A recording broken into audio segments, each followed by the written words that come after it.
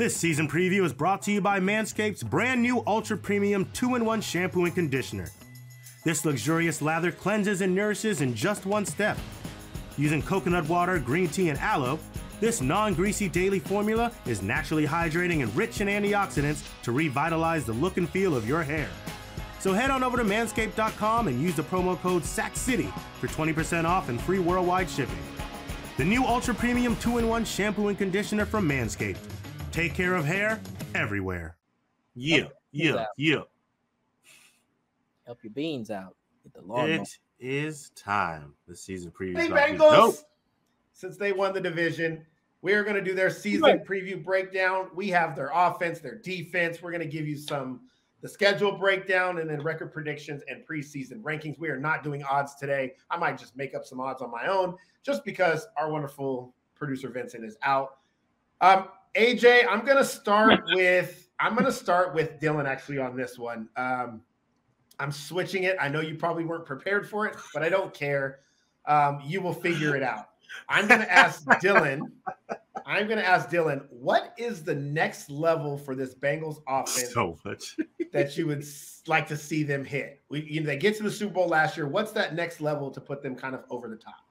I don't think they need to do anything different on offense. I think they need to replicate what they did last year, which was tough to do. That offense put up legit points down the stretch. I mean, they were clicking on all cylinders. You had T. Higgins doing this. You had Jamar Chase doing that. I mean, they were all over the place. They had a great run game. But one thing that really stood out to me about this team last year was their ability to stay healthy on the offensive side of the ball. And, C.J. Uzomah battled a little bit of an injury late into the season. But other than that, I tell you, that entire team, T. Higgins coming into this year, solid. Tyler Boyd stayed healthy for the most part. And Jamar Chase had himself a great year, and Joe Mixon stayed healthy. Joe Burrow bounced back. Joe Burr. He's all over the place, right? That entire squad. That offense was fantastic last year. If anything, they got to try to replicate what they did last year because this year, I don't see much changes. All I see is let's hope we can keep that same offensive firepower and hope our defense is just a tad bit better so we can win a Super Bowl. Now, AJ, is that what you were kind of thinking, or did you have something more specific in mind as far as what you want to see from that Bengals offense? So the funny part is that's where I started, thinking that if they could replicate it, they'd be in a good spot because let's be honest, what they did last year, we didn't expect for it to come, but it was also against a weaker schedule. Now they're up against a tougher schedule. If they can be able to level that out and be that offensive firepower we saw with all that talented guys, with the Jamar Chase putting up 1,400 yards and 13 touchdowns, with T. Higgins, if he can stay healthy, imagine what happens when he's there for 3 more games. We watched Joe Mixon hit his career high in rushing at 1,200 yards last season, only at 4.1 yards per carry. Now they go out and they add Ted Karras, they add Kappa, they add La'el Collins. Now you can look at a guy like Joe Mixon and expect his run game to take another step forward. You can expect Joe Burrow to have a little bit more time to throw. If Joe Burrow can keep connecting on the deep ball like he did last season, if I'm not mistaken, it was something like 43%, I think it was. If he can do that again, and we've seen one of the biggest jumps from the first year playing NFL football in the deep ball to the second year that we've seen since like 2013 coming from Joe Burrow. So if he can still have that deep threat and now have the time to do it, this offense will be comparatively similar. And what I mean by that is against the 8th hardest schedule, they can put up the comparative numbers to what they did against weaker teams last season. They're on the way to another decent playoff run. And, well, Kansas City will probably be ready for them this time. I like where you guys are going with that, but I'm completely baffled. Number one, why you guys didn't mention this guy right here, Eli Apple. And I know we haven't got to the defense yet, but I put that up there, precursor. I just want to always mention Eli Apple. But the main thing here is you brought up Joe Burrow. And I think you guys made good points, but I think we left out the main point, which is it is Joe Burrow. But it's not Joe Burrow and whether he can improve on his numbers or get better or be better quarterback. It's can that offensive line protect Joe Burrow? I think we all kind of admit the weakness on this offense was the offensive line. And then they went out and addressed it. They went out and go and get a La'el Collins, right? And getting first of all, those bookend tackles is huge for your franchise quarterback. So when you can bring in a La'el Collins, you can go get a Ted Karras and an Alex Kappa. Now you have Jonah Williams on one side. Now you have a core offensive line that can come out there and protect your franchise quarterback. So you're not in situations where you're worried about Joe Burrow's health. You're worried about the 9 sacks he takes in the Tennessee Titans playoff game. You're worried about the Raiders, getting to the quarterback or whatever it is. The Rams in the Super Bowl getting to the quarterback in the most critical times. To me, that's how this offense elevates. The only thing this offense needed to do was cut down on Joe Burrow's turnovers, which I think will happen when he's protected, and create more running lanes for Joe Mixon, who already had really big running lanes. And I think they do that with the offensive line, and I think they've addressed that need. As big of a Bengal hater as I am, the offensive side of the football is not where I'm worried most about them. It's on the defensive side of the football. So, AJ, in that sense, on the defensive side of the football, what part of this defense needs to step up the most? What part are we still questioning? How do you feel about this Bengals defense and where they're at right now as currently constructed? Your key word in that sentence was still. We are still questioning their pass defense. That is where they need to step up. That was their weakness last season. And honestly, it's amazing because they'll spend an entire game letting things go and missing assignments. But then they were real opportunistic. And right when they needed it most, they would get an interception or a turnover, a pass deflection or whatever. But you need that consistently throughout the game. We're talking about a pass defense that allowed nearly 250 yards a game last season. That can't, that's not great. That's not fantastic. It's not something you want to keep doing. You want to be in that top tier of pass defenses in the NFL. Now, they addressed it, bringing in a Cam Taylor, bringing in a Dax Hill. Happily, Dylan's boy, Jesse Bates, got back there and signed on the tag and is ready to play. So, they should be taking a step forward, but I think it needs to be a huge step forward. I think you need to see this week in and week out. But AJ, Eli Apple was the number 1 rated PFF corner, according to the Bengals fans. So why don't we just go based on Pro Football Focus? Why doesn't that matter? And then a PFF analyst got fired because that should never have happened. Eli Apple is a momentary cornerback. What I mean by that is he's in the NFL for a reason. He understands how to play the game. He was once known as a very good cornerback coming into the NFL, and it took him from the Giants to the Saints to having a good squad and a good culture in Cincinnati to even be mentioned on this level. And more times than not, it's about what he's done wrong. So, no, I'm not saying he's horrible. I'm not saying he's bad. He has his moments. He plays his spots. But again, the word I used throughout the whole first soliloquy was consistency. And that's not just everything. It's not just a unit. It is also an individual. Please, Skronek, what would you like to say?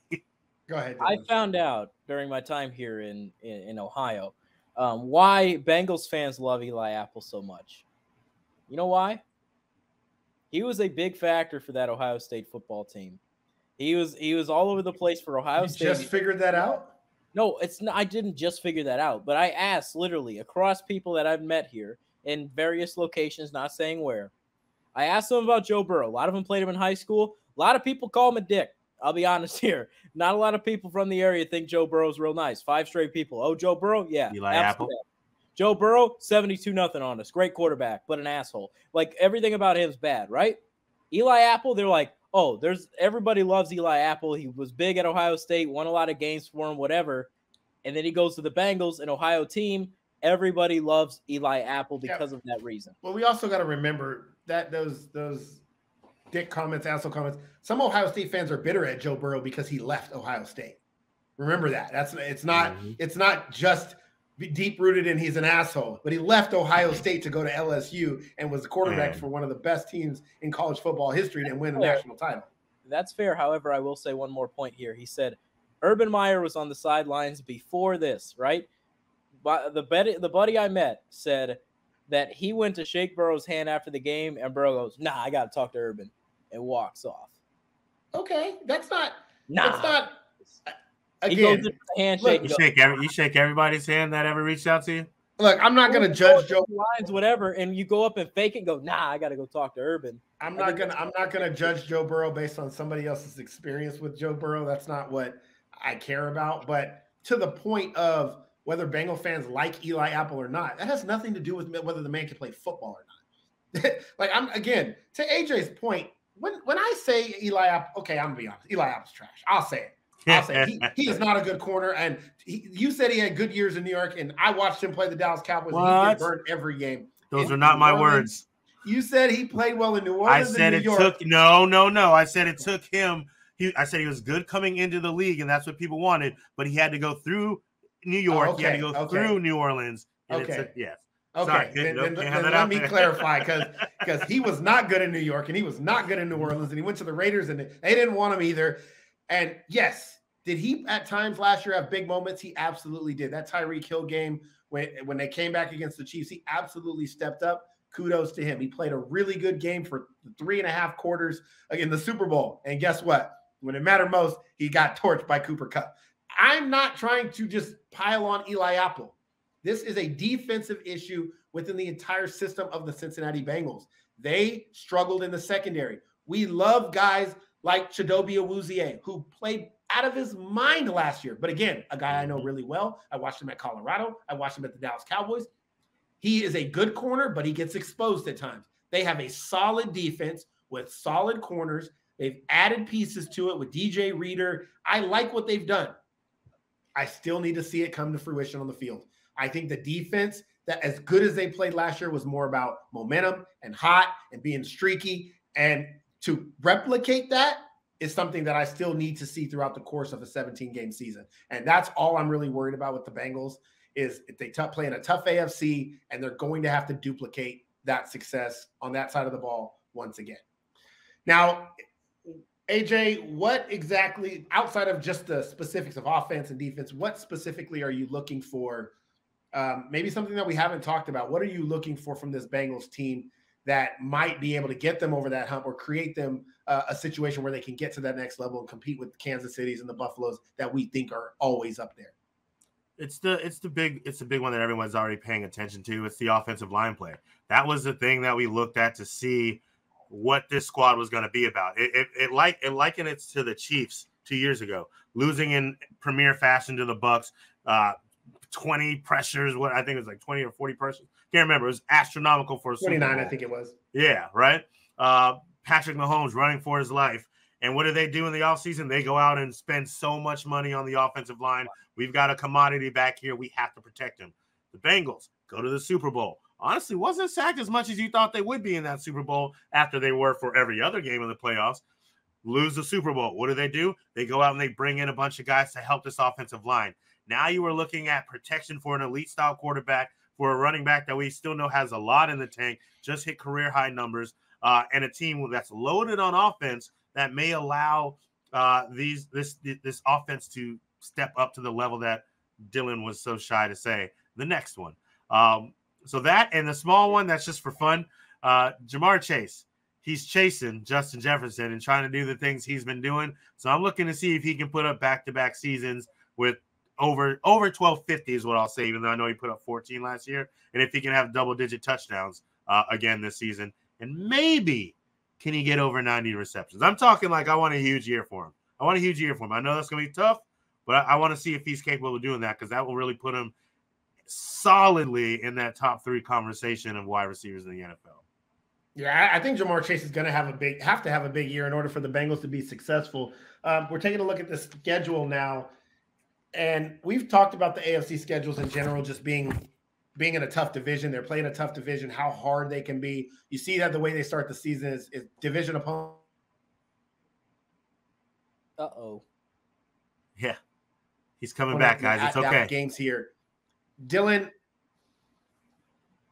Yeah, you cut out. They start the schedule with division opponents, and okay, so it's a tough schedule. Dylan, what part of this schedule is going to make or break the Bengals season? 12 through 15. Weeks 12 through 15, right? You can start the season, division opponent. Tough to start, right? Then you got New York, whatever. Like, you got a couple games that are solid in there, right? You get your bye week. Out of the bye, you got Sunday Night Football in an environment in which me and you will be at, Aaron. And then Tennessee is going to be a hell of a ball game. Rematch, they're going to feel revenge there, right? Kansas City rematch, they're going to feel revenge. Cleveland, that's a Deshaun Watson game. Tampa Bay, that's tough. They're a good team. And, I mean, hell, even New England, Buffalo, after the bye is hell week for them. There you go. Yeah, I think I'm with you there. That after that bye week, that ending to that schedule is a pretty rough schedule. But it's funny you brought up the back end of that schedule because I had them struggling up front. I actually had them at the beginning of the season coming out of the gate a little bit slower, maybe a Super Bowl hangover, maybe not being able to duplicate some of those successes. I had them going 3-3 to start the season. I think that stretch when they go at Baltimore, at New Orleans is extremely tough after playing Miami. So I have them losing their first 3 road games at Dallas, at Baltimore, and at New Orleans, and then beating the Steelers, the Jets, and the Dolphins. Obviously coming back and beating the Falcons and the Browns. And then they start to pick up some wins there before that bye week. And I think that down the stretch will ultimately determine how good the team can be as far as how many wins they get. But I think it's going to be important for them to either tread water early in the season, 3-3, 4-3, somewhere around there. You don't want to start 1-3 and then have to claw your way back and then have to go through that gauntlet of a stretch at the end of the season. AJ, anything stand out specifically on their schedule to you? No, Dylan, he corrected himself. When he said 15, I was like, I don't know how you're just going to look there and ignore Baltimore and Buffalo at the end. I don't know that this is a team that may have the luck, as talented as they are. I don't know if they're going to have the luxury of sitting people out in week 18 against Baltimore.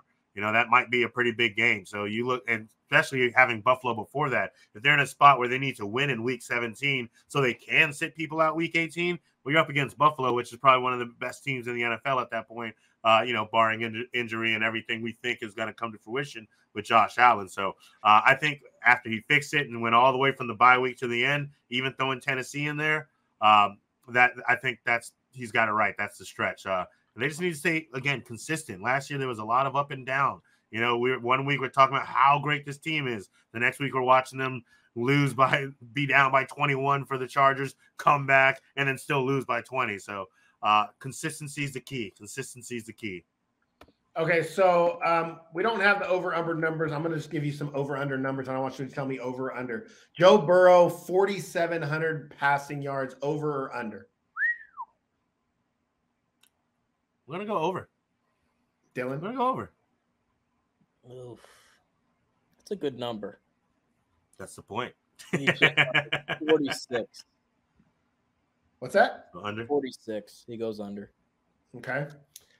Joe Mixon, say total yards, passing and rushing and receiving, let's say 1,500. Over under total yards. Passing and receiving. Or receiving and rushing. He's that's I did the same thing you did. I'm gonna say under. And I know he's gonna have a great season, but I think Chris Evans and Samaje may take a little bit of his work in the passing game. Dylan? They like Chris Evans down there, man. That's a bad take, but I'll take the over here. Yeah, I'm not sure I agree with the Chris Evans and Samaje P. Ryan takes, but well, maybe that was preseason conversation. Samaje P. Ryan's a shit burger. Okay, so Dylan has the over, AJ has the under. Jamar Chase over or under 1,500 receiving yards. Jesus, Murphy. Everybody loves him. I think this one's easy. I think that's under. Yeah. Was I going first? Yes, you're going. Can go first. I apologize. I looked away. Can you give me the over under again? 1,500 receiving yards for Jamar Chase. Yep. Under. Yeah. Last year he had 1,489, or 1,455, and he had that huge 300-yard game or whatever. And exactly. It's been kind of up and down. I think under's the thing there too. All right, give me your record predictions. Dylan, go first. Give me your record prediction for the Cincinnati Bengals. Cincinnati Bengals. Throw up that schedule one more time, big dog. Yep. All right. I think this squad. Don't kill me. Don't kill me. It's your record prediction, man. I think they're a 10-7 football team. 10-7. Okay. AJ? That is impressive. That's exactly where I had them. I have them at a 10-7 as well. And actually I feel pretty good about that. So I think that's where they slot in. They've got some hard games. They went 10-7 last year. I can't believe I'm the one on here that's giving them credit. I think they're a better football team this year. I have them going 11-6 on the year. I just think they've gotten better with the offensive line issues that they had last year and addressing that. And then our power rankings, it looks like Dylan had them at 12. AJ had them at 7. I'm going to split somewhat of the difference. I have the Bengals. Oh, man, the suspense is killing me. I can't wait to hear where he has them. We are going to put the Cincinnati Bengals at number 10 on our preseason power rankings.